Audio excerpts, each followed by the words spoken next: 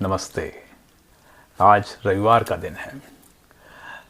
एक फिल्म देखी मैंने, भक्षक, जिसके बारे में भूमि पेडनेकर के एक साक्षात्कार में मैंने सुना। और अखबार में पढ़ते तो रहते ही हैं, इतना तो सूचना से जुड़े हैं तो खबर आ जाती है कि इस नाम की कोई फिल्म आ रही है। लेकिन मैंने आज उसको देखा और भक्षक देखते समय मुझे ये महसूस हुआ कि बिना किसी बहुत कुछ ड्रामा किए हुए, बिना कुछ बहुत नाटकीयता जताए, फिल्में अपनी बात कह सकती हैं। और उसका उदाहरण है भक्षक। बहुत सामान्य से तरीके से, जैसे उसमें जो खलनायक है या उसमें जो हीरोइन है वही हीरो है, भूमि पेडनेकर। साथ में संजय मिश्रा जी हैं और संजय मिश्रा जी उसमें सब कुछ हैं। वो कैमरामैन भी हैं उनके, क्योंकि भूमि पेडनेकर से वो उम्र में बड़े हैं और वो चीज़ों को संभालते भी जाते हैं, वर्तमान को बताते जाते हैं कि जो तुम कर रही हो वो ठीक नहीं है। और वो समझते हैं दुनिया को भूमि की तुलना में ज़्यादा। लेकिन वो दरअसल पत्रकार कौन से हैं? वो किसी बड़े मीडिया हाउस के पत्रकार नहीं हैं। वो एक न्यूज़ चैनल है जिसका नाम उसमें उन्होंने कोशिश न्यूज़ चैनल करके बताया है। एक बहुत ही छोटे से कमरे से चलता है, सीमित संसाधनों में चलता है और 2 ही लोग हैं वो। लेकिन उनकी तलाश रहती है कि कुछ खबर मिले, और खबर उनके पास आती भी है, जैसे सूत्रों से आती है, और वो सूत्र बदले में कुछ पैसे भी मांगता है क्योंकि उसकी अपनी व्यवस्था है। और ऐसे करके एक जो ये बालिका आश्रम रहते हैं जहाँ अनाथ बच्चों को रखा जाता है, बालिकाओं को, बिहार के एक सच्ची कहानी पर आधारित है वो।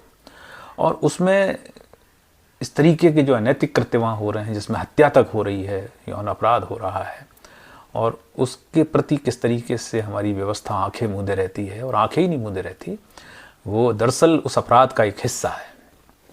और जब कोई उसकी बात करता है तो मतलब कहीं किसी सीमा तक नुकसान पहुंचाया जा सकता है उस बात करने वाले को। और उस पूरी जो जद्दोजहद है उस युवा पत्रकार की, जो उसमें भूमि ने भूमिका निभाई है। और एक तरीके से ये कहने की कोशिश की गई है कि चूंकि उसमें आपका कोई नहीं है, आपका बच्चा नहीं है, वो अनाथ ही है, तो आपको कोई फ़र्क नहीं पड़ता है। लेकिन इस तरीके से यदि दुनिया को देखा जाएगा तो फिर कैसे आगे बात बनेगी? सब कुछ अपने अपने में गुम रही है।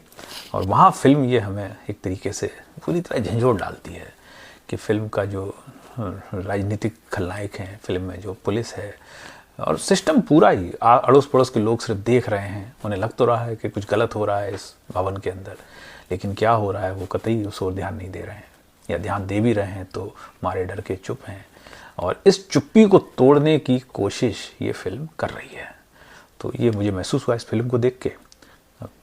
जो फिल्म के दर्शक हैं वो तय करें देखना है या नहीं देखना है। मैं ये कभी नहीं कहता कि जो मुझे अच्छा लगा वो आप देखें। मुझे जो अच्छा लगा वो मैं बताने की कोशिश की। और इस फिल्म के जो पुलकित डायरेक्टर हैं उनकी समझ भी मुझे समझ में आती है कि वाकई में बिना किसी मतलब बहुत ज़्यादा ग्लैमराइज किए हुए चीज़ों को बहुत आपके दिल के अंदर तक उतारा जा सकता है। और सबसे अच्छी बात जो मुझे लगी इस फिल्म की, कि इस फिल्म को जिसने प्रोड्यूस किया है वो रेड चिली यानी शाहरुख खान की कंपनी है। तो हम शाहरुख खान को उनकी तमाम वाहियात फिल्मों के लिए भी आलोचनाएं तो करते हैं, हालांकि वो बहुत समझदार एक्टर हैं, समझदार फिल्म के व्यक्ति हैं, और उन्होंने बहुत सारी फिल्में जो भी प्रोड्यूस की हैं उसमें कुछ ना कुछ अच्छा रहा है। लेकिन इस तरीके की फिल्मों में यदि उनकी कंपनी पैसा लगा रही है तो हमें समझना चाहिए कि शाहरुख निश्चित रूप से फिल्म के लिए बहुत बहुमूल्य है। धन्यवाद।